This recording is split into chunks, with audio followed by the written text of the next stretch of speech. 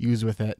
But we'll kind of see how that goes. Okay, all right. So let me tip this up so I'm not looking down so much. It's hard I've got a big computer. Uh-huh. And so, I've got a big one, so it's like I either put my chin up to look at the camera or I'm not looking at you. So, Oh, it's crazy because one of the things that I would love to be able to see is someone to create a camera that basically is embedded in your screen. Because for me to make it look like I'm looking at you, I'm actually looking right at the camera, which then I don't actually see you. So what I try to do is when I click off of Skype, then it puts a little window with you on it, and I put that as close to as I can to the camera window. yeah, I know. That's why I try to center it up there and get all that stuff going. And it's just like, how do I not look down all the time? Oh, I know it's because once you watch a couple of videos of yourself doing it, you're like, ooh, that looks weird. Yeah, no, it does, and it's a big challenge. It's a big challenge. Okay, so I have my notes here. I looked at some of. By the way, and I'll mention this when I introduce you, but I liked your bio on your website. The micro version, the short version, that was great. I need to do that. That's a really good idea. Yeah, the big, the short, and the long. How much do you want to know? Right? No, that's wonderful. That's Oh, wonderful. good. I'm glad to know you used it because that's why it's there was for media people. So That's yeah, great because I can't tell you how many times I have to rewrite my bio, which is absurd. yeah, yeah. I have done that too many times myself too. Probably why you have that. Yes. Okay. Do you have any questions before we get started? Okay, so I think I'm just gonna. Can you give me your prompt questions if you want me to switch topics? Is that in terms of when we talked yesterday about out of sight, out of mind, analog clocks, and time doesn't stretch, and being a time scientist, um, and then working on those projects in the future? How do you think? How do you work on those? Those were the three things that we Mm-hmm. mostly talked about. So, are you going to be the person to give me the segues, or am I need to transition to that? Or are we just going to go with the flow? We're gonna go with the flow. Okay, Okay, we're gonna have fun. okay. The- If it were fun. yes. Okay. Make sure that you turn your Skype to do not disturb. How do I do that? In the left corner of Skype, where that little green thing is, Yeah. you click on that, and then I got it. Do okay. not disturb. Okay, I took my phone out. I turned off my computer. I turned off my announcements. I think that I turned off my printer, so I shouldn't have any weird arbitrary sounds going off. Hopefully, although it's hard to know. It's It's the world totally today. okay too because this is a show on ADHD. So I've had phone calls come in while I'm recording on the episode, and I just go with it. Yeah. I have the ability to just go with it. So Well, so do I most of the time. You and I should do more things together, Eric. We're just gonna I think have you might more be onto fun. something there. Yeah, I know. I think we can have a good time. Okay, Okay, are you ready? I'm ready. Okay, we're going to begin in. Let me make sure I have. Hang on. Okay.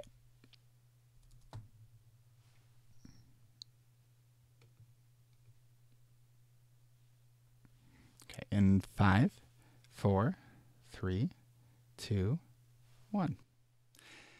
Hi, and welcome back to another episode of ADHD reWired. I am very excited to be talking with my guest today, who is MaryDee Sklar. And I first got introduced to MaryDee through one of her books that I found at a CHAD conference 2 years ago. And the book now has a new name. But before we get into that, let me tell you just a little bit about MaryDee, and then she will correct anything that I mess up. So, MaryDee is a time management educator. She's an author, speaker, and consultant, and she is an entrepreneur. And we love entrepreneurs on ADHD reWired because, it's one of those paths that we can kind of create our own kind of zone of a genius, and I think that it's wonderful. So I love talking to other entrepreneurs. As an educator, she has helped families and individuals overcome struggles with time management for over 20 years, which is why we're talking to her.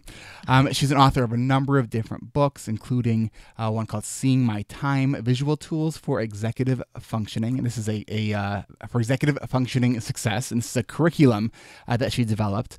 And she has a new one out called 50 Tips to Help Students Succeed. Develop your students' time management, executive skills for life. So, and I didn't realize, MaryDee, that that curriculum that you created actually won an award at last year's CHAD conference. Well, the year that you were there, 2 years ago, it was I can't remember the exact title of it. Some kind of special product thing or something. It was a big gold star. It was a little gold star. I got a gold star. Yes. So welcome to the podcast. Now, here's your opportunity to correct anything that I messed up in your introduction. I think you did a very good job, well, thank actually. You. I actually practiced it once before calling you. I'm impressed. I never practice things once before I do them. I usually don't either. So, and I think part of us, I'm really excited to talk to you. I know we talked a little bit yesterday as we're kind of getting ourselves organized on what we wanted to talk about, and I did share with you as we kind of created our plan that the plan that we create for the show is usually Plan B, because I just like to have conversations on the show because I think we get a lot more out of that, and when we kind of take too many rabbit holes, that's when we look at the plan and say, okay, where do we want to get back on track? Okay. So, Mary, again, I'm just thrilled to have you.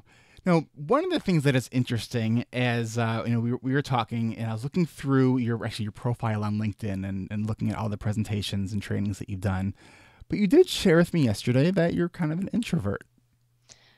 Yes. I am an introvert, and from an entrepreneur's point of view, it's a challenge. I've always described, I've really, see, I can't even talk about what I do. That was the hardest thing, was figuring out how to talk about what I do, because like you said, an entrepreneur and somebody like you and I, we have our own little spark and our own little genius, and we create our own little niche. Mm-hmm. And it's so novel that it's hard to find language to describe it. But an introvert, yes, very much so. My work that I did with Seeing My Time, the curriculum program, really came out of challenges with my own brain. Okay, this is 20 years ago. I, by background, am a school teacher, and I taught. I'm a reading specialist. Although I haven't been in a classroom for quite a long time, like a galaxy far, far away. I was doing a private practice teaching kids who had dyslexia. And I was also running a volunteer program at an elementary school to help volunteers teach reading. But that kind of got me onto this interesting path where I am today, believe it or not. That's how life works. Is I was looking for insights into how to teach kids to learn to read. And I ended up at the University of Portland, where Dr. Ellen Arwood works. And she had these interesting ideas about the brain and how we learn and how we think. And while I went to learn about reading, after I was there for a week, I went up to her on Friday and I said, Ellen, I came here to teach kids how to read, but you've given me this little tiny glimmer into how my brain works with time, and I'll pay you anything. You want my firstborn, because I was 40 years old and I described myself as an underachieving procrastinator. It's like I had all this creativity going on in my brain, but it was in piles, in boxes, and files, and, it was all over the place. And I couldn't seem to get things done in the way that I really wanted to do. Now, MaryDee, I'm sure that most of my listeners right now are thinking, great, well, he is another guest on with ADHD. And when I asked you yesterday, do you have ADHD? Why don't you just share with us what you told me yesterday? Well, yesterday I said, I don't think so. I don't know. and Which I was sort of surprised by, based on the way I described it is you kind of dropped hints throughout some of your books, but you didn't directly say that that you have ADHD. And some people are, they look at treating and responding to actual challenges, not diagnoses. And we kind of talked about, I do like diagnoses because it gives you a starting point, but it doesn't necessarily tell you what to do. Right, right. So So go ahead.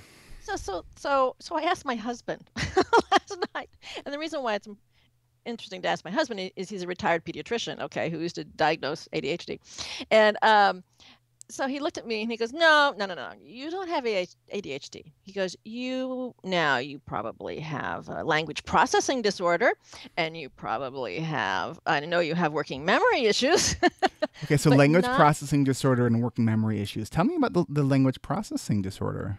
oh, well, language processing disorder comes from having challenges with word retrieval. Hmm. So it can be difficult for me to come up with the right words in certain circumstances. Or the ones that drive my husband crazy is when my brain pulls up a word that is closely similar, either conceptually or it starts with the same initial. If it's a word that comes up that's similar, but it's the wrong word. But what's fascinating about my brain is that I internally hear the right word. So I am oblivious to the fact that I have just said something that makes no sense. Okay. So if it makes no sense, my husband gets it. He goes, oh, there goes her brain. It just went, he calls it my in my brain. And, but when I do make sense, but it's not what I wanted to say, then the poor man, thinks he's doing what I asked him to do, or he thinks he knows what I'm talking about, but I'm actually not talking about what I said. It's kind of dyslexia of spoken Well, then language, that's actually. kind of what I was thinking, and I was actually I think it was this past year at the ADA conference. I was talking to Roberto Olivardia, who was one of my past guests and has become a friend of mine. He's at Harvard, and he was talking about dyslexia and dysgraphia, and he was describing dysgraphia to me. And it was sounding very, very like familiar, Yes. and that was it. To me, that sort of sounds like what you're describing is this Well, dysgraphia. it's see, the brain, Eric, is so complicated. It's Yes. all interwoven, and that's where I have challenges with trying to put specific labels on specific things because they're Mm-hmm. so interconnected. And so I'd never actually put together before the idea that I had dyslexia of oral language.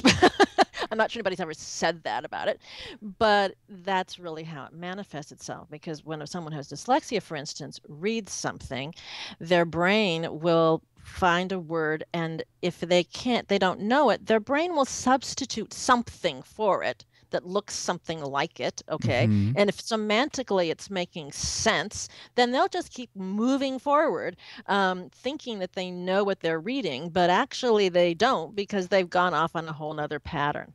You know, MaryDee, So, as you're describing this too, I had like four different conversations that just came to mind of that I had with people about this very issue, and I am just imagining right now that people are listening to this and going, "Oh my gosh, I do that too," and no one's ever described it in such a way. So I love when people are listening to something and they realize that they are not the only person experiencing, that kind of issue.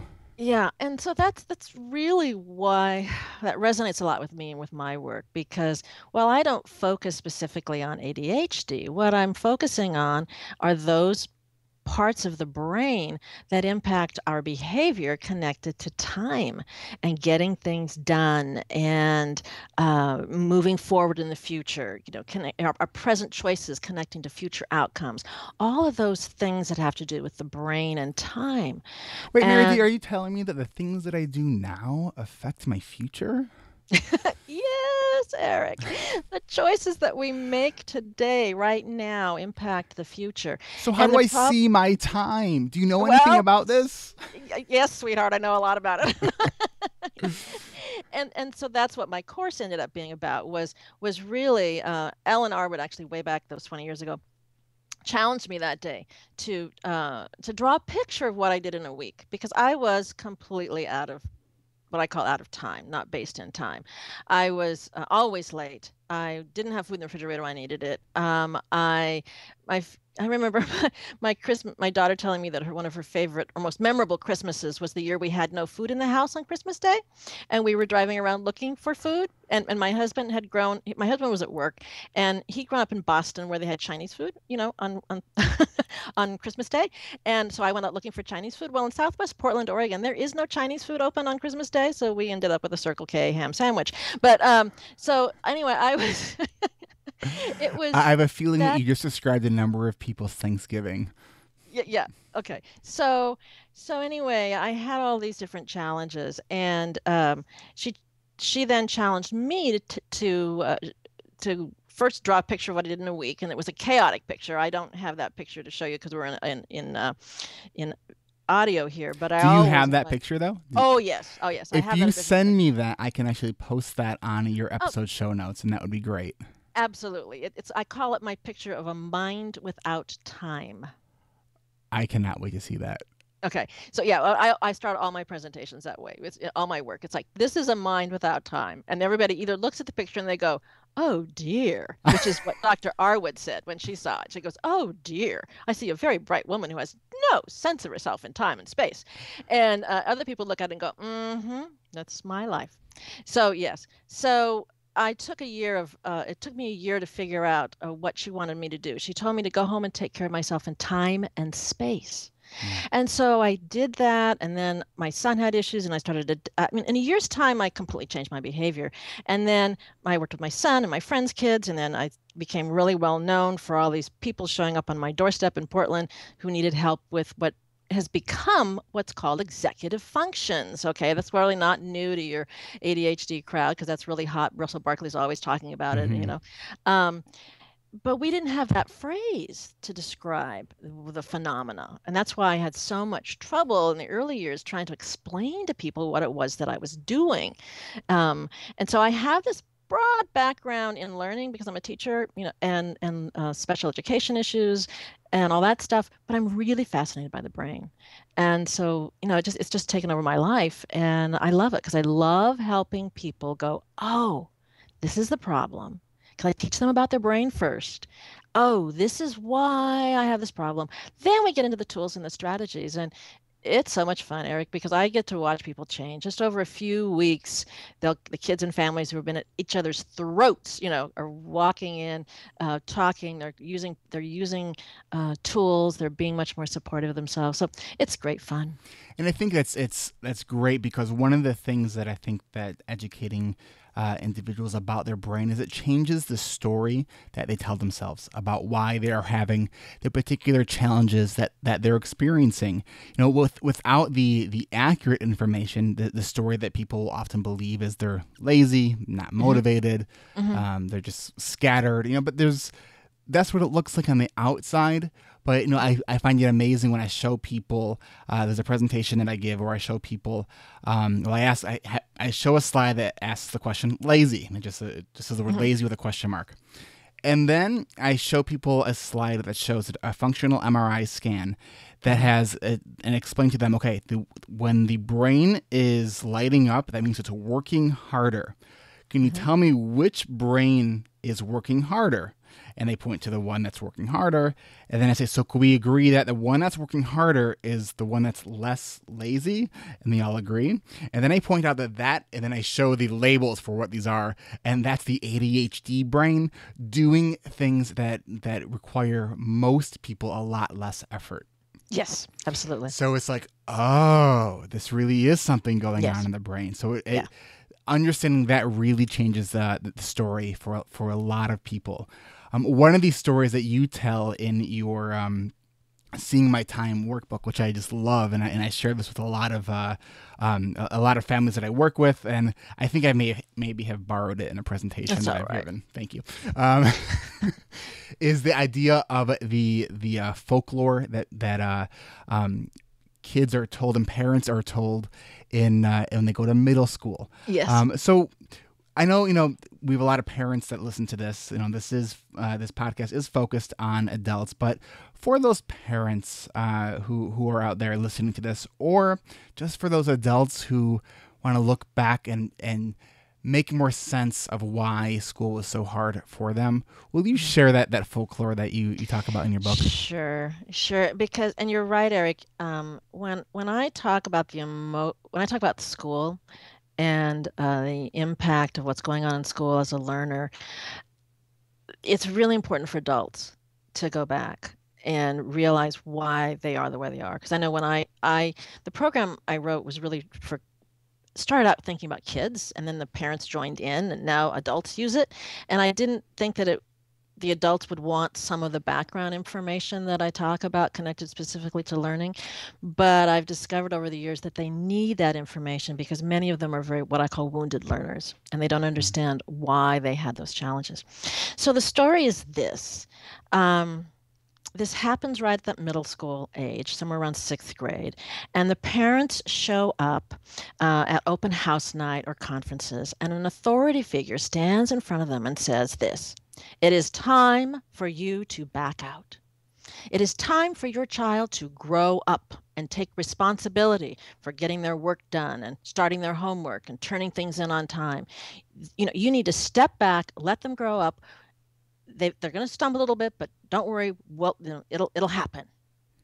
And when I tell that story, the parents are sitting there nodding their heads up and down because that's what happened. But what I have just previously told my clients in my course is that the brain doesn't develop those executive skills of even caring about the future. This is the typical brain, not the ADHD brain. The typical brain doesn't even care that much about future planning and goals and controlling impulsive behaviors, all that stuff. It's a very young brain. And so I've told them that doesn't happen until 25 to 30 plus years old. Okay. So when I tell them, I look at the student and I say, so remembering what you learned about your brain and how it's not grown up yet, were you ready at sixth grade for your parents to just step back? And the kids go, no. And I say, that's right. It was not right. You were not ready. And so this is good news for you because you're not a bad, lazy, terrible person. Right. You're just a young person. That is part of his educational system that is doing what it's always done, and so it's going to continue to do what it does. And despite the fact that brain science would suggest that having sixth grade, seventh, eighth grade students self-manage their own stuff, like, it's developmentally inappropriate. Yeah, it's totally crazy. And so after I've told that, because the demands are so high, that jumps a lot. The executive functioning demands really jump at those grade levels. So I look at the parents after telling the kids, it's good news for you. I turn to the parents and say, it's bad news for you. And it's because they have to realize that this child is not going to be the adult. By the time the kid's in sixth grade, if those of you who are parents, you're ready for your kids to be grown up. It's like, you are tired of this. Go do it, please. I don't want to think about this. But the truth is you can't. And that's where we bring in people like you in terms of coaching.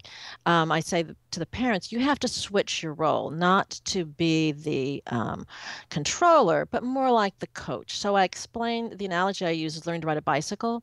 When a child first gets on a bicycle, usually the parents holding on, the parents alongside of them, and the kid don't let go. And then the kid takes off and they are in seventh heaven. Woohoo! They can't catch me. But I tell the kids, when that happens and you take off, your parents do not turn around and go in the house and shut the door. They're out there going, get out of the road, move over, car's coming, get on the sidewalk. They're still monitoring, and they're still teaching those skills. So parents who have young children, those who are parents, you can't just let go. You need to continue to coach more, on the sidelines. You don't want, a few skinned knees are okay, but you don't want them to crash and burn. Yeah, because it's, we have to understand that we need to have more of a safety net around kids. And then let's move forward a little bit to college, because I know that there's a number of listeners listening to this who are college students. And I think some of the information in your Seeing My Time program is just brilliant for college students. And I love how you talk about how really pulling out the key information from the syllabus and the tools that you use to kind of plan those papers. So would you talk a little bit about that? And I just think it's brilliant.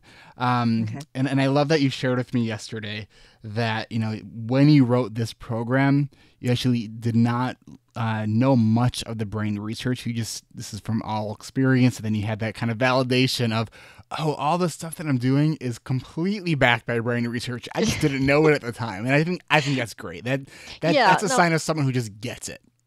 Right. Well, was really interesting because I'm not an academic. All my work was done around my dining room table, and when people wanted me to publish, I was like, but who's gonna buy it? I mean, it's like, I'm just, but what I was really doing, Eric, it was research around my dining room table. I was actually, because of my teaching background and my understanding of how to build things in a sequential, scaffolded, multisensory, hands-on kind of way of doing things, I was just sitting there figuring out, okay, you don't get this, how do I teach you?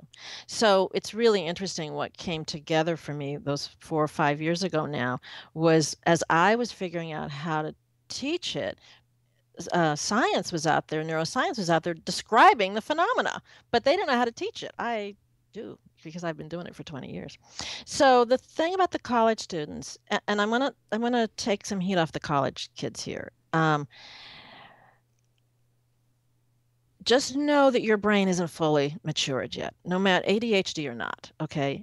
College transition is hard for everybody. You are suddenly expected to manage time in a whole different way with a whole bunch of new fascinating distractions, okay?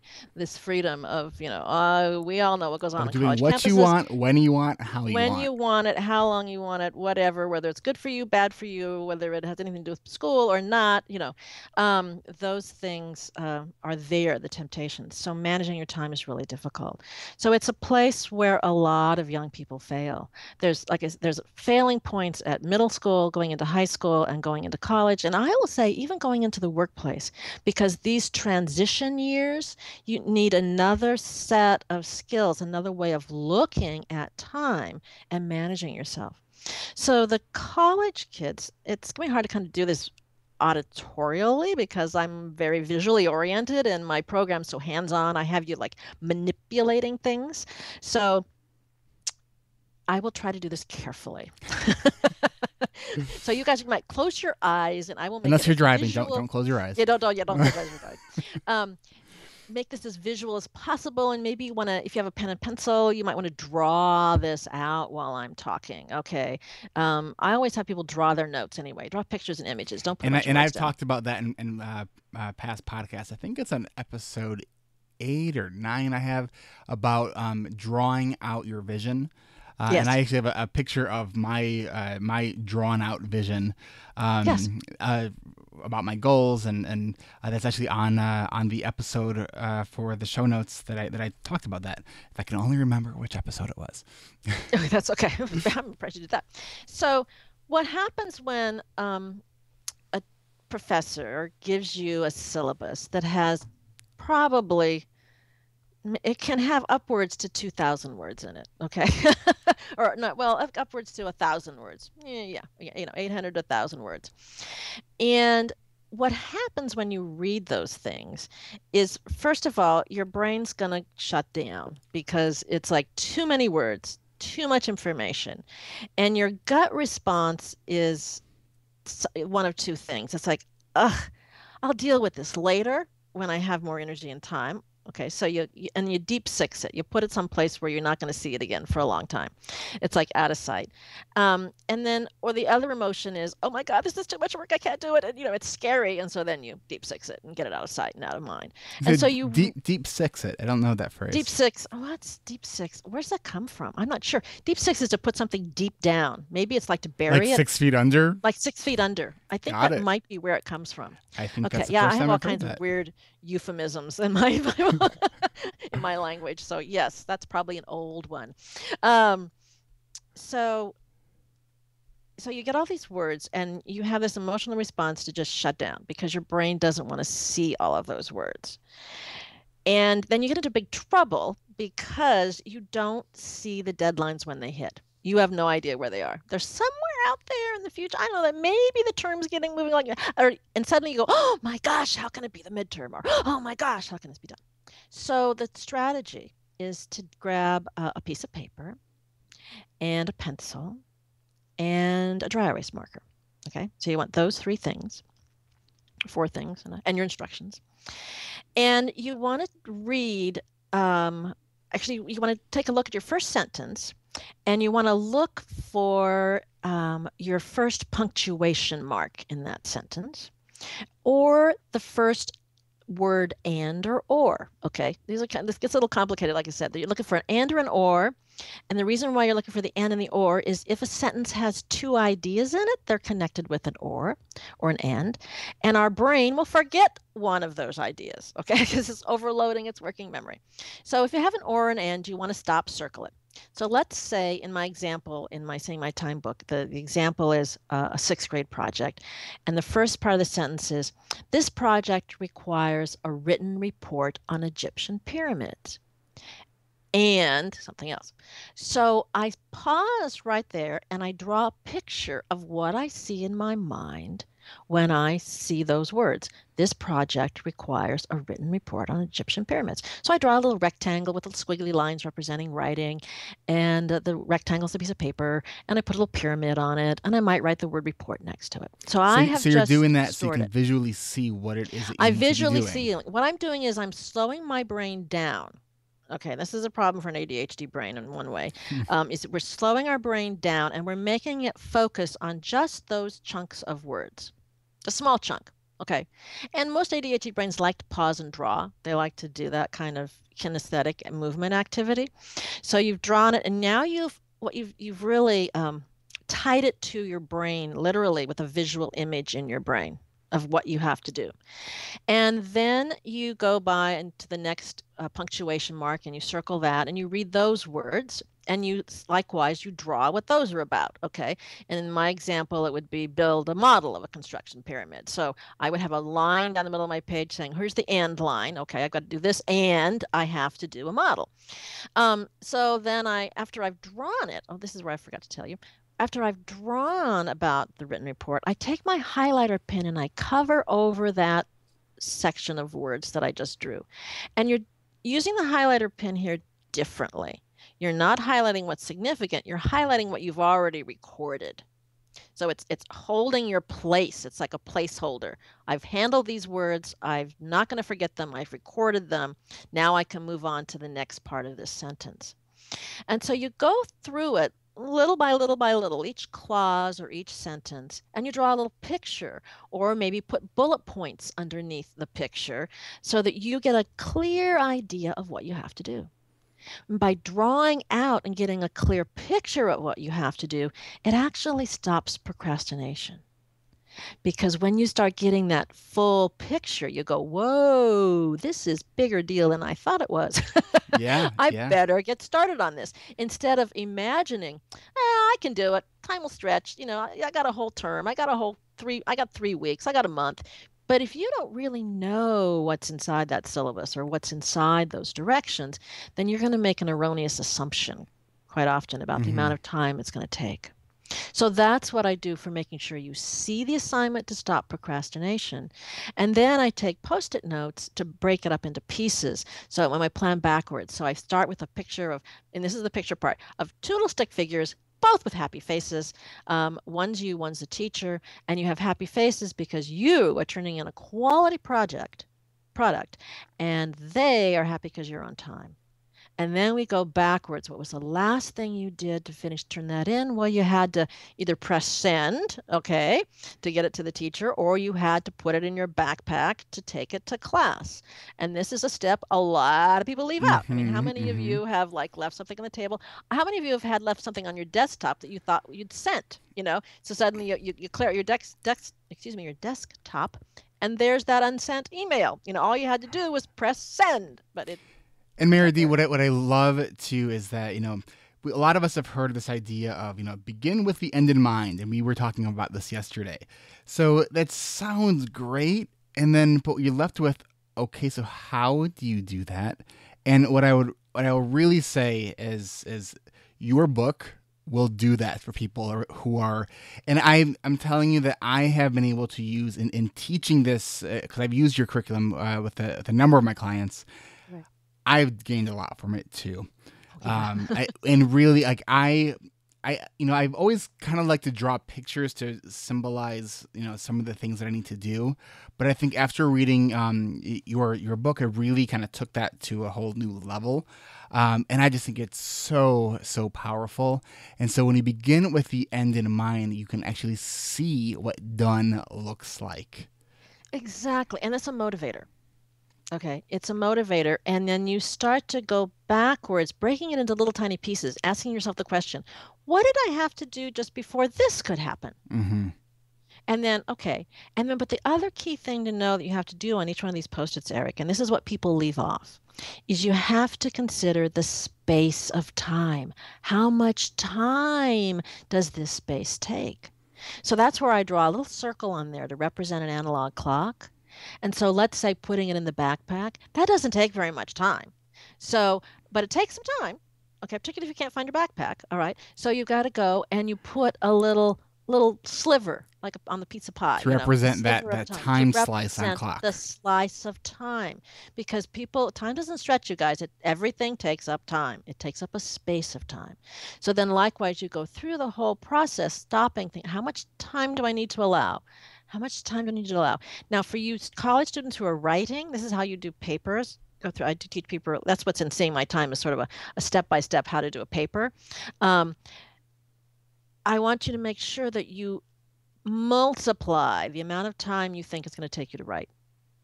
Because I write all the time, and writing takes a lot of time. So if you say, oh, I can whip that out in half an hour, I want you to triple it. Okay.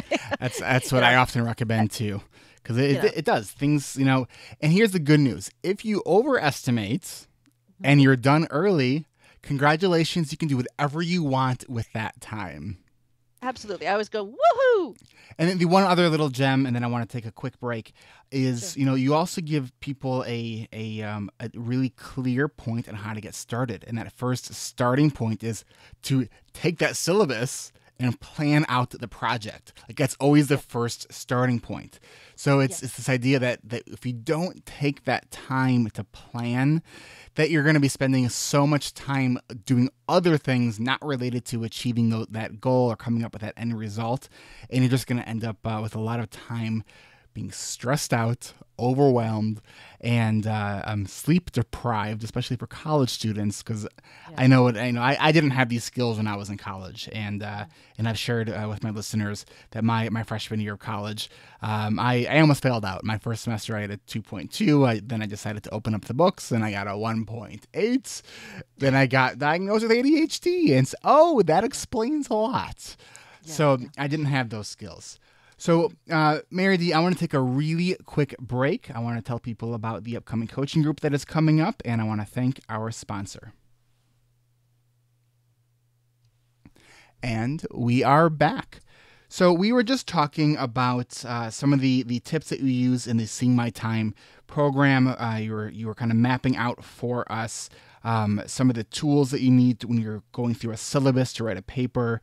You talked about having your pencil and pen, your dry erase marker, your highlighter, and to really kind of map out, starting with the end part, which is turning that assignment in and kind of extracting the key information from the syllabus, and beginning that whole process when you get an assignment with mapping it all out.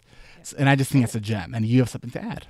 I have something to add. Okay, the last part of that is you need to see the future. Remember we were talking earlier about what do I connect with the future?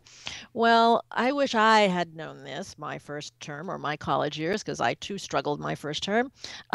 Take and print off, you guys, 3 months worth of calendars, September, October, November, December, January, February, March, whatever it is between grading periods. Just print them off, stick them on your wall in front of you. You need to see them. You need to keep time in front of you because your brain doesn't have time. Can you just say that last part one more time? Your brain doesn't have time. Okay. So important to understand. And it's okay. It's okay. Just live with it. You get around. My brain has no time. Okay. You take away my tools and I'm a disaster. Okay. I lose days. I don't even know what happened to me. But you put my tools in front of me, I'm more effective than probably 95% of the people out there. But anyway, back to the calendar. I want to have a calendar in sight. And all I want to have on that calendar, and you should do this the first day of each semester. Okay. On the first day of each semester, as soon as you get your syllabus, you go through that syllabus and you put all of the due dates for exams and papers. So that you can, and you might color code them, history might be green and, math might be red or whatever, but you want to be able to see in front of you the whole term and when those exams are and when those project type assignments are due. That will help you tremendously. One of the things that I do when I'm working with college students is I go through this process with them at the beginning of their semester, and I tell them I want you to pull out every key piece of information from your syllabus with enough confidence that as soon as you are done with that project, you can throw your syllabus away. I want you to have everything accessible on your whether it's on your phone, your calendar, including your professor's office hours. Every key piece of information needs to be in one place. Great. Yeah. Good advice. So when you're talking about seeing into the future, some of the kind of organizational systems that you also help people with, including adults, and we were talking right before I think we hit record about where do you put that piece of paper that you don't know what to do with. And as I was looking around my office, how many piles can I count of, how many pieces of paper do I have just in my arm's reach that I'm like, what do I do with this? So impart some wisdom onto us, please. Okay, well, that's a challenge. And as I was sharing with you, I'm not actually perfect on this one either. I'm pretty darn good now about my piles. I used to say, you open my front door and I'd say, welcome to my piles. But I don't do that anymore. I'm much saner and calmer with having the place organized. I figured out how to do that. But I just still have challenges with these little odd pieces of paper that show up in the office. I can sit here, it's like, do I keep this 50% off coupon for, which actually now has expired, so I can throw that one away. That's an easy one. That's an easy one. So what I recommend, I'm going to actually be sharing with you a video. I'll be giving you a link to a video that I have on how to use a tickler file. And tickler files are just a way of creating a temporary holding spot for those pieces of paper. It's like, I don't want to think about it and decide today. I'll do it next month. And you stick it in January or February. I'll do it on Friday, so you stick it in the date for Friday. Because some things don't need to be decided upon, and some things you don't. It's not worth scanning it. It's not worth, it's not worth making a file folder for it. But you need to have it surface again, because while the tickler file works, is you open it up your file folder for each day of the month. So like if it's the 5th of the month, you open up the 5th, and if there's any pieces of paper in there, you take a look at them and say, oh, I need to deal with this today. Or, I don't know what to do with this. I'll do it next week. And you just move it ahead. But it's just a place to store those pieces of paper that you're anxious about not wanting to lose sight of. So that link that you're going to share, it's going to be on my website under the show notes for this episode, which will be erictivers.com/whatever episode number this happens to be. I haven't seen that far into the future yet to know which episode this is going to be. So just look down at your podcast player and see what number this is. And that link will be there right in the show notes. And thank you for sharing that with my audience. Now I'm looking to plan B because I feel, okay, so we're getting near that end point, and I want to see if there's anything that I have not asked you about that I wanted to ask you about. Because that moment where you leave, you're with someone, then you leave, or you hang up the phone, and as soon as you do, it's, I wanted to ask that person about so-and-so. Well, I know what I want to tell you. Yes. And that's the analog clock story. Do we have time for a quick analog clock story? We have time for a quick analog clock story. Okay. All right. The importance of clocks in your universe came to me 20 some, oh, well, I'm over almost 30, over 30 years ago. I've been married 32 years. Okay. 32 years ago, digital technology was brand new. And you could spend over $1,000, you guys, for a digital watch. The cheap ones were $350. Okay. And people go, Huh. what? Yeah, really. I'm that old. So anyway, um, this there was a Nobel Prize winning physicist named Richard Feynman. He was a theoretical physicist. And he was being interviewed on NPR, and the topic was the impact of technology change on culture. And he made the most outrageous statement that I never forgot it. He said this: the digital clock, this was the hot new thing then, the digital clock will be the downfall of civilization. And I thought, the downfall of civilization? I mean, I could see nuclear war, I could see, but, a digital clock. And he said that the problem with the digital clock was that it only shows you one picture of time. It only shows you right now, the present. Whereas if you look at an old-fashioned analog clock, that's the face clock with, the hands and the numbers going around. That clock shows you what time it is right now, and it shows you the future. That's that future thing that this brain, Hmm. ADHD brain, no future. Okay, so you've got to see it coming. You see it on the clock. Okay, how many more minutes before I have to go? And it also gives you reference to the past. How long have I been here? So it gives you this past, present, and future component. And Feynman said this. He said, what's going to happen to our culture is it's going to become obsessed with instant gratification. Hmm. Well, I don't want I to say don't for the think he was so future. far off from Yeah, that. yeah, I don't want to say for the future. I don't want to say I don't want to pay for infrastructure. I don't want to, I want the big house I can't afford. It's just, not really thinking about that future component, only wanting what we want right now, Hmm. which really is dangerous for our ADHD brain because that is just, that brain is Mm-hmm. only living in the present. And so the challenge that you have with an ADHD brain is connecting yourself to that future visually so that you can make better choices so the future doesn't sneak up and bite you. That's great. That's great. Um, I don't think I told you this when we were talking yesterday. On so I have a clock in my office, and it's an analog clock that has a glass surface Mhm. and a metal, actually magnetic frame to it. And what I can do and will often do is I will take a dry erase marker and color in the slice of time that I need to be kind of keeping track of. And I can take magnets and kind of put markers around those other kind of areas of time that I need to be seeing. And it's great. Wow, cool. I love that. I'm gonna steal that one. Please do, because I stole that I will share that one. from, oh, I'm blanking on her name, but I saw her talk about it at a social thinking conference, and I just thought that was brilliant. Michelle Garcia Winner. No, it wasn't her. It was Okay. I think her first name is Sarah, and I wish I can give her the full credit that she deserves for sharing. That's a cool idea. Yeah. So yeah, it's just a regular glass face clock with a metal rim that is magnetic. Oh, and I love it.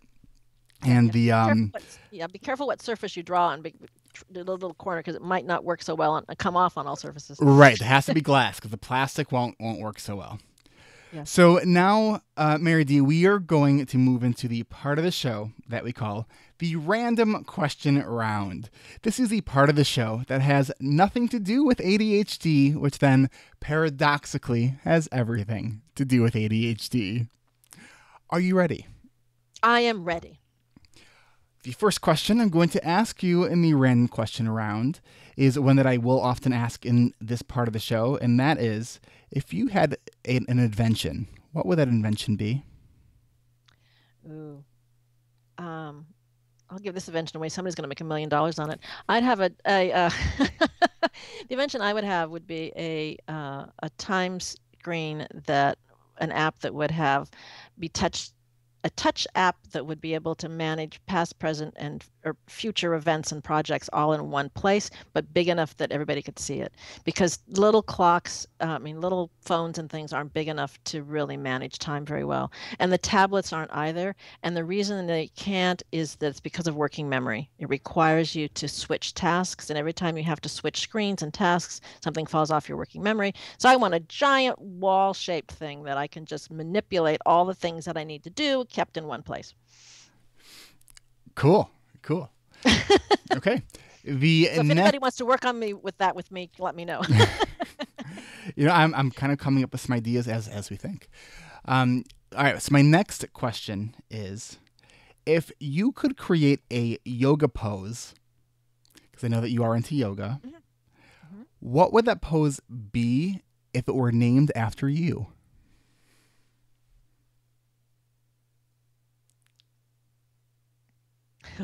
One of my assistants calls me the Ever Ready Bunny. So I'm not sure how you'd have an Ever Ready Bunny pose. Maybe it would be the standing pose with my arms out, ready to play drums.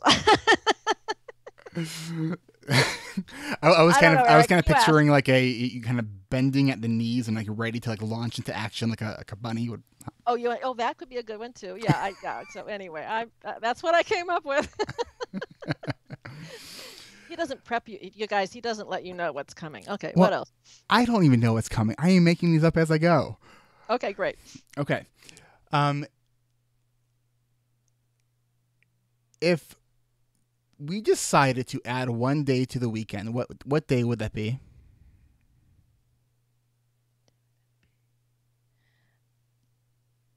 You mean in terms of making a new name for it, or would I multiply a day? Sure. I would make free day. Free day? Free day after Friday. Okay, so that's in between Friday and Saturday. It's free day. In between Friday and Saturday would be free day. And you're not allowed, nobody's allowed to make any appointments for you, and you're not allowed to make any appointments on free day. So it's kind of like the Sabbath. It's kind of like the Sabbath, but the secular version. Yeah. Well, yeah, secular version, and it's really hard to keep the Sabbath. But this would be true for everybody. Like everybody. It's just like across the board, secular. Not religious, but just your day. No appointments are allowed. Just to be. No obligations. Just be. No obligations. Just be. That sounds nice. Yeah. If you could learn a brand new skill and become an expert at a certain area that you currently know very little or even nothing about, what would it be? Animation. I'm getting some weird feedback right now. Can you in just a moment repeat the line from animation? Go. Animation. I just took a course on. MaryDee, I don't know if it's your headset. I'm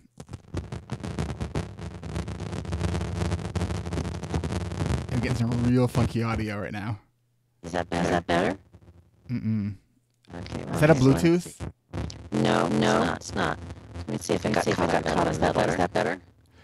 In fact, it's worse. It's both robotic and echoey right now. Weird. Shall I unplug it again? Sure. Why don't I just back? See what happens.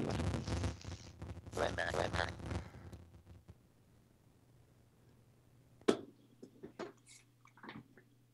How is it now? It's no. I think I'm just hearing you from your computer microphone. Can you hear me now, though? Yeah. Oh, no. There we go. Yeah. Now? Yes. Okay. Good. So I don't even remember the question. Do you remember what you were going to say? Something about animation. You asked me what I wanted to learn, and I said animation. Okay, so begin the answer again now. Animation. I just taking this course on how to do animations in Keynote, and I'm having so much fun making these little things bounce across the page. And so my new ambition, I told my employees the other day, I want to quit everything, you guys, and become an animator. And my goal is to work for George Lucas, Lucas Films. That's fantastic. I was just picturing, so when I was in like third grade, I created this little flip book of a football being kicked into a field goal. And I just thought it was such had a powerful impact that I still remember it to this day. That's very cool. So MaryDee, we are unfortunately out of time because time, it doesn't stretch as much as I sometimes try to make it stretch. It doesn't. I know. It has the confounds of the limitations of those 24 hours that are in that day, the 60 minutes that are within the hour, and we are coming to the end. So before we go, I want to thank you again for your time. And will you let the listeners know of ADHD reWired where they can reach you should they want to get in touch with you? Okay, you can reach me at my website. It's a horribly long name. It's hard to spell, so be patient. ExecutiveFunctioningSuccess.com. But you can probably Google my name, MaryDee. It's one word, MaryDee. The last name is Sklar, Sklar, and that should get you to executive functioning success. And if you go to my website, I will have a link to all the places that you can reach MaryDee. So if you're listening to this on your podcast app, just click on the episode you're listening to, and in the abbreviated version of the show notes, you'll see a link that you can contact her right from there.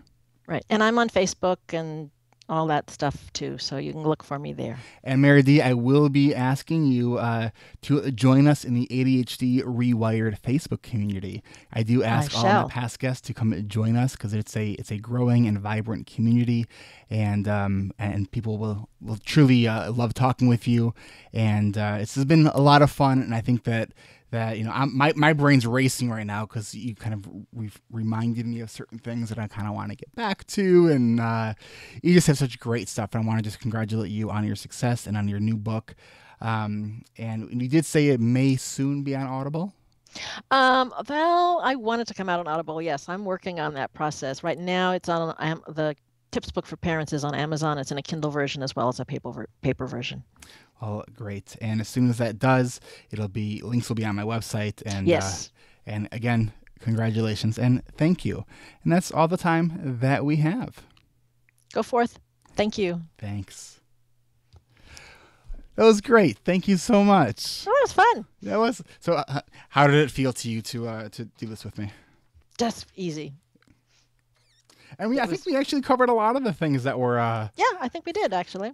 We didn't do the time scientist piece of timing things, but that's okay.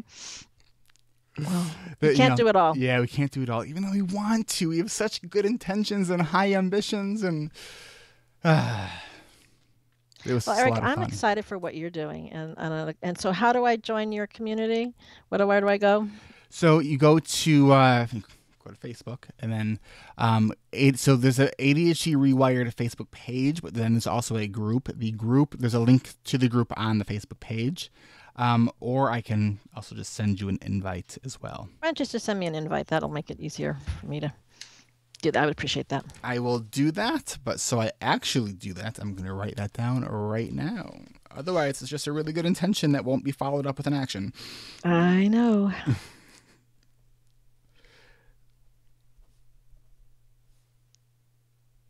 All right, and it's fun. I do a lot of stuff with apps and technology, and I do a lot of presentations on that. But my planning tool that I really use the most is this with tabs, because I can see everything so much more easily. I know. See, it's really, really hard, Eric, is that people want the technology to work. Mm-hmm.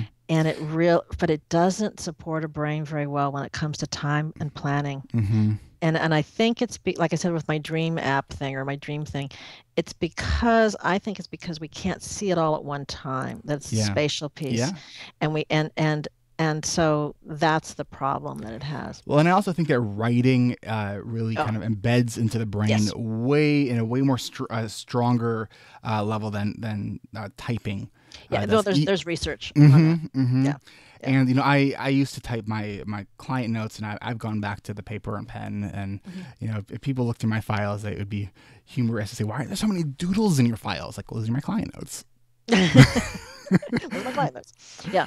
No, and it's so hard because the young people particularly want to use the tools, Hmm. and you can use pieces of mine. Sometimes I use Trello and some, I try. I always, and I Yeah. have to use, I like Readle Calendar 5. That's what we I use use Calendars for, 5 too. yeah, Calendars 5. That works. I would rather have my paper calendar, but because I have people scheduling me, I can't do Yes. that. Here's what my wish is. Are you familiar with the Live Scribe Smart Pen? Yes. So my wish is to have a calendar version of that, but one that actually has the ability to erase. So it will be digitally encoded onto your online calendar, but you can keep a paper calendar. But it will also know if you erase something, so then it will be removed from your online calendar. Like Oh, theoretically, Eric. it's possible. Yes. Now I bet you that's doable. Because see, that's the problem. I want the paper calendar in front of me, but I have to have other people know what's going on in my life. Right. And I don't want to have to go back and forth like trying to schedule No, and stuff. I hate punching all the buttons. It's like I gotta do this button, I gotta do this button, I gotta do that button, I gotta do this button. I just want to write your name down and have you show up. Yes, yes. And with a lot of my clients, they need those reminders. So, using Yeah. schedule once, which you use to schedule this with me, it's been a great time saving tool for myself. And my clients love it because they get I think I have it set up for they get either 3 or 4 reminders about their appointment. So to schedule once, can you do schedules into the future or only one appointment at a time? Um, so you mean like repeating appointments? Repeating appointments. I think the way that you can do that, from what I understand, is because it will go to your Google Calendar automatically. I think that if you go into your calendar or whatever calendar system you use and then select to repeat it from there, the person that set up that appointment with you will get notification that appointment has been edited. And so then it will create that repeating appointment. I believe that's how it would work. Okay, so it's called schedule once. Schedule once, and I used another planner or online scheduling thing for a while called Cvent, I think it is.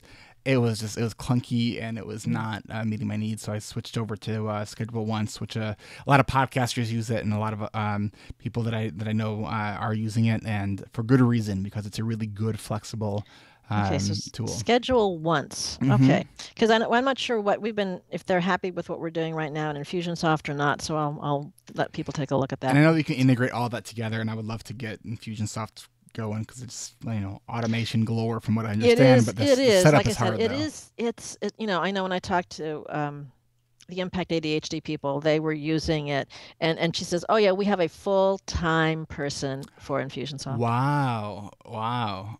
And I was like, I can't afford a full-time person, much less a full-time. Well, good for them that they're doing so well with what they're doing. Yeah.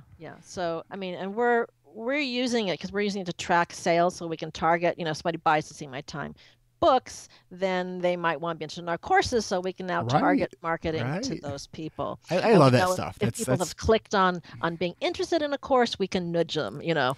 Or if they put that product in their carts, but then they didn't click the all that stuff can be, it's just great. It's smart business. Yeah.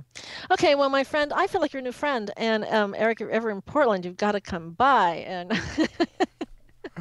And I also wanted to tell you and I forget her name. Who's the girl that's with you when you go to the conferences? Madeline. She's wonderful. Isn't she awesome? She's a sweetheart. She is. I don't know how long I'm going to get to keep Madeline. Madeline's brilliant. Madeline could do whatever she wanted to do. I've known her since she was, this big. She was a friend of my daughter's, and she's like. And she really likes doing this. I don't know if this is her life. My fantasy was to build this company and then turn it over to Madeline and let her, do things with it. I don't know if that resonates enough quite with her to do that. I haven't gotten her to teach it yet. She's actually a teacher at heart.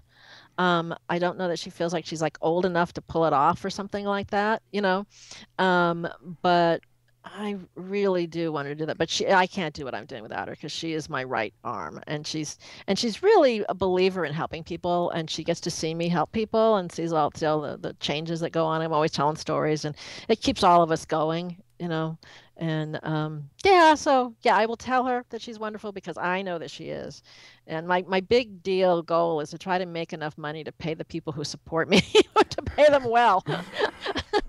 I haven't gotten Yeah. there yet, Eric, Yeah. Oh, but I'm I working hear on you. it. I now pay to have help with the podcast for the post production stuff, and it's I got to be producing though, and and having income come in order to keep that flow going. Oh yeah, and I work my buns off because I see it's all based on, we do book sales, but not enough to run a business on, and so it's coming out of my hide in terms of, seeing people and group work and schools and I'm 60, almost 62, so it's like how long can I exercise and I eat well and Have you ever done an online course?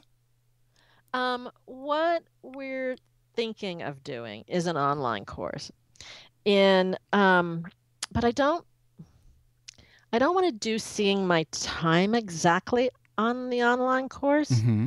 be- because I really think at the therapeutic coaching level it needs to have people interacting. Does that make sense to you since you taught it? It does. If just to kind of put this thought maybe somewhere in the brain, if you have any interest in collaborating on building an online course, because the yes, you're going to get much more of a personal experience, interacting one on one with people or within a group setting. Um, but there's a level of scalability Yeah. and Yeah. that's really where I want to like. How can I, because my coaching programs are $800,000, and not Yeah, everyone can that's what afford that. mine. Exactly. That's my problem is that, there's a price point of $15 for the parent book to, 800 plus for Right, working with me, you know. right. And so we have a group course where I teach locally live. And so those range from, 380 to however number, it's $50 extra for every other person on top of that. So Mm-hmm. families come. So that's a way to do that. But then I have to work nights, which are, evenings, which are, I not much enjoy doing. So the product that I'm building right now is going to be an intermediary product, and I had this great name and it's already taken. I want it to be called Brain Time, but they've already somebody else has got a Brain Time label. But it's not going to be seeing my time. It's going to be pieces of it, you know Mm-hmm. but knowing that I have to let go of seeing my time because that's my baby, and I know how much it works and I know why it works and I know how it's put together, and I want people to do it the whole way because I see people change. I have to let go of that and be willing to say, just sometimes like the tips book, sometimes it's just one or two or three things that can shift somebody's lives dramatically. It's true. So my first product will be for parents just because I'm the tips book market. But I want to do one for students. I want to do one for adults, and I want to do one for schools, for teachers. See, I get a lot of pull towards schools, and there's no money directly in schools or limited amount of money.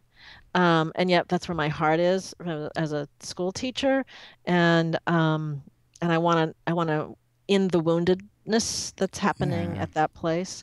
So I have lots of plans, Eric, but I'll let you know. Yeah, if we know we fit, we work on something, market things. It's just like I'm just pulling that together in my brain. That's why the animation. I want to just have fun with it. I need to like change it into another format in my brain. So it's like me being a little more outrageous, me not being the wise old lady, or whatever I might be although when I coach or whatever your word you want to use, I am not an old lady. I mean, the people think I'm nuts. I'm jumping around, I'm doing whatever I do to make people stay awake.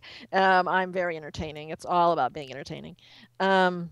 But yeah, so no, I'm that's what we have to do in terms of scalability, and so I'm on it. It's not done yet. I'm just fleshing out. Just it's in inspiration right now, in kind of a rough layout. Today, I sent off the pitch, although I have to change the name.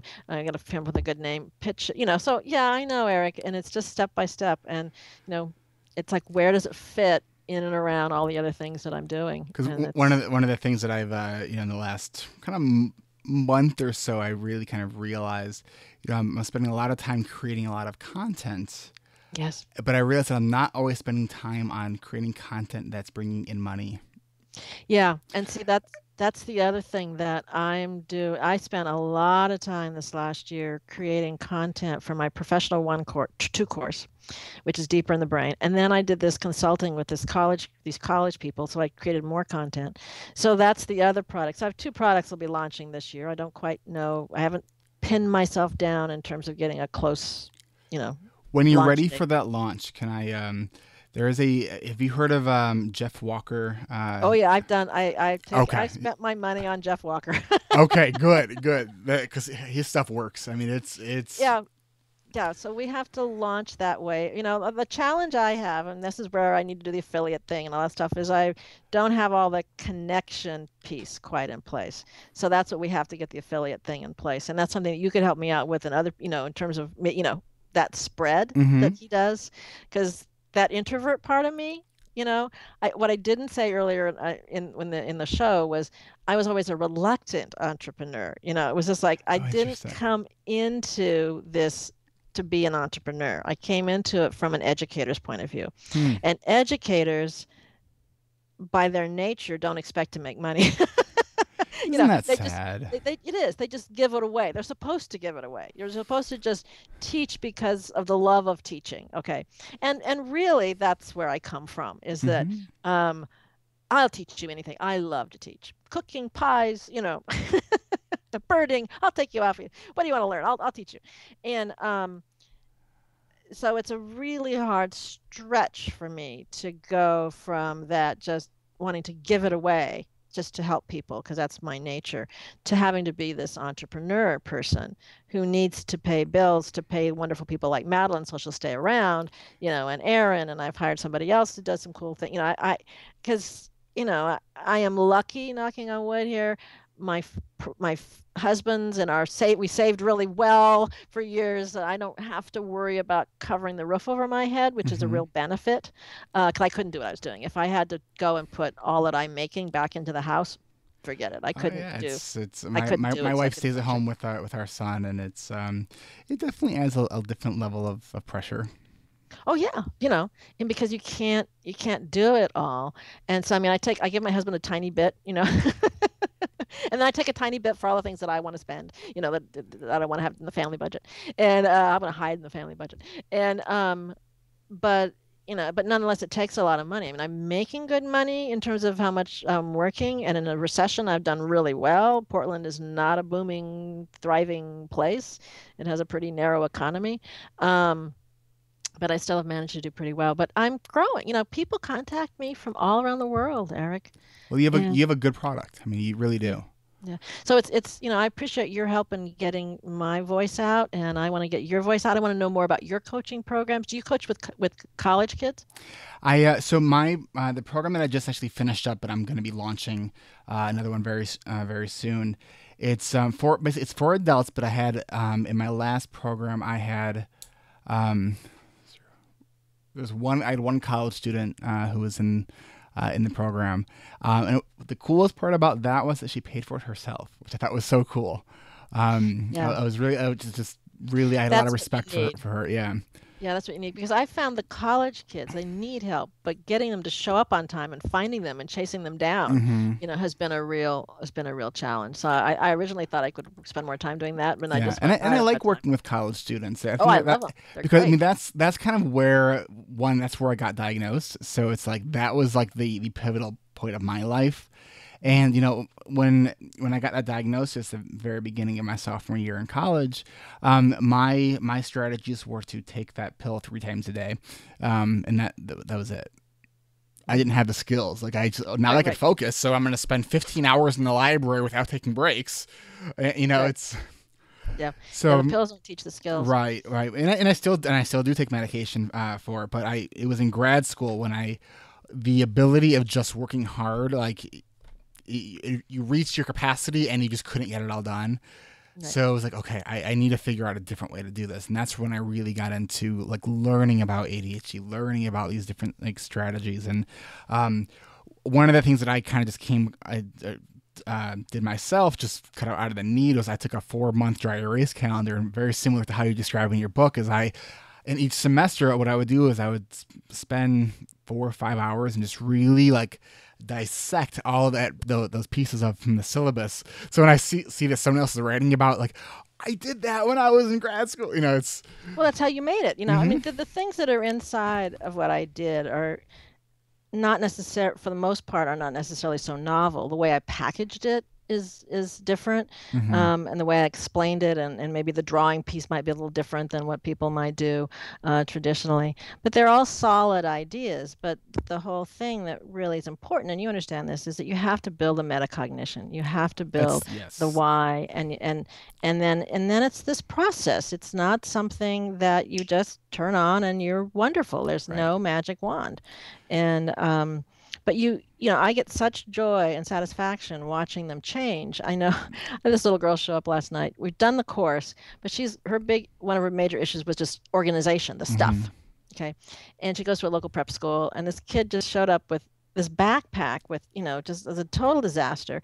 And so then they came back just to work on the backpack, because in my sessions I don't necessarily spend that much time myself in their backpacks. I kind of get them going, and then they're supposed to do it at home. And so she showed up one time, just that mounds of, a disaster. But then she also came up with, like, she has 7 classes, so she had 7 binders and 7, and all this stuff. And so she came back last time. We got rid of 3 of the binders. We were condensing. But what was cool was watching her kind of think, okay, though this tool isn't working for me. That one Mm. doesn't. But what I did, MaryDee, I think this is going to work. I can do it on my iPad.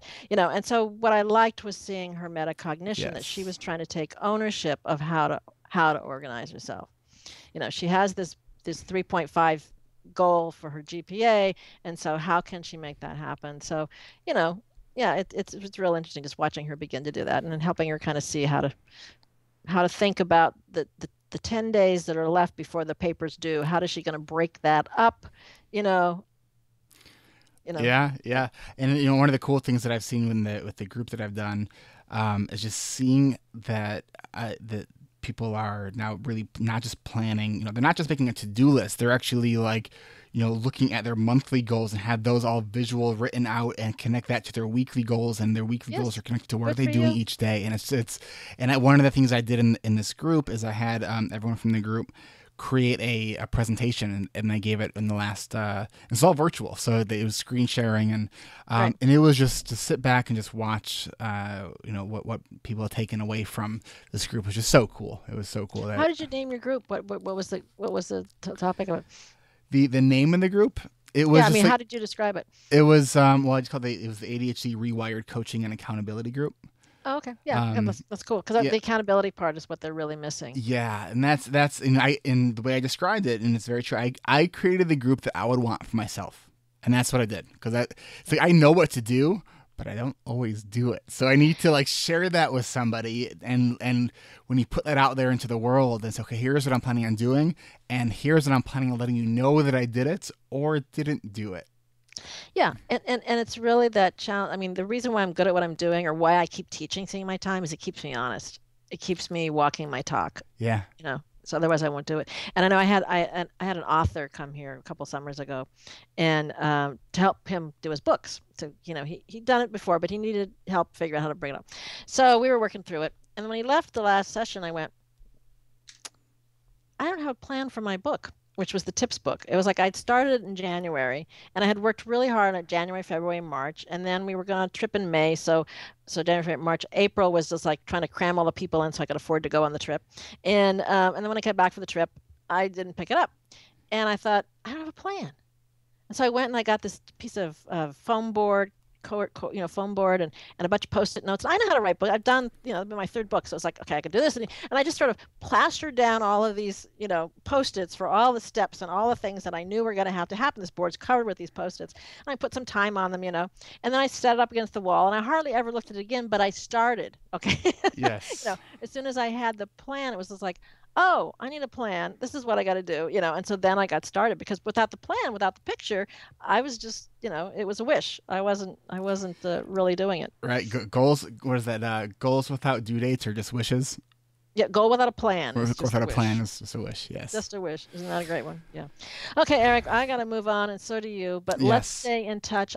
We will have that link for you probably early next week. Madeline's Okay. doing finals this week, and so she doesn't have time to mess around with my website, but she will early next week. Okay. Okay. Then this will probably come out in probably like 2 weeks then.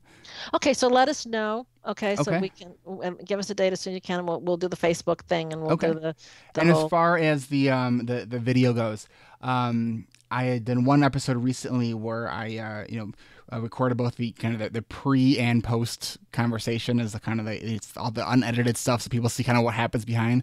How do you feel about like all of this? What we've just been So we talking just. about? I think it's okay. It's the real me. I mean, yeah, that's fine. We talk about money and I'm making a living and all that kind of stuff. Yeah. But that's No, what it's goes it's on true. for It's truly entrepreneurs. behind the scenes. It's truly behind the scenes, because it's how do we help people? And I think people don't get that. I think people are like, oh, you write all this money, all this stuff. It's like, you wish.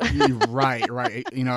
My last group, I think I was charging like 780 for the group, and people are like, wow, you're killing it. It's like, not really. It's Yeah, especially when you consider the yeah. amount of time that was involved. It's Oh yeah, yeah. You start making, you really, it's like you're down to 10 cents a minute, yes, or 10 yeah, cents an hour thing, and you really have to watch that. And yes, and it's so hard now because so much is quote unquote free on the internet, and so people just expect everything to be free hmm and don't realize that people have to eat.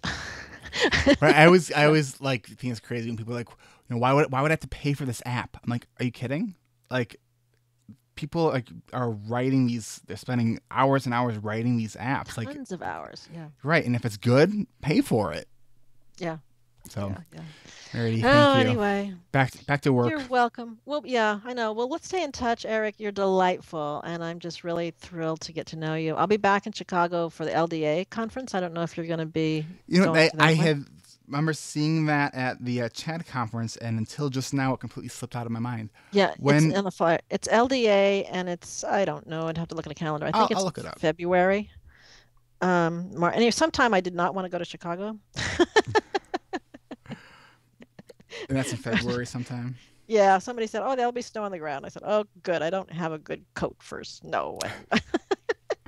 You'll be in a conference room, and Yeah, yeah. Well, it's like I didn't even leave the hotel at Chad. Kind of went around the door and went back in and got on my right, plane. So right. that was the way it went. Okay, Eric, take care. Happy Thank you. holidays to You you, too. You and we too. will we will be connecting. Great. Okay, take care. Thanks. Thanks a lot. Bye bye. Bye bye.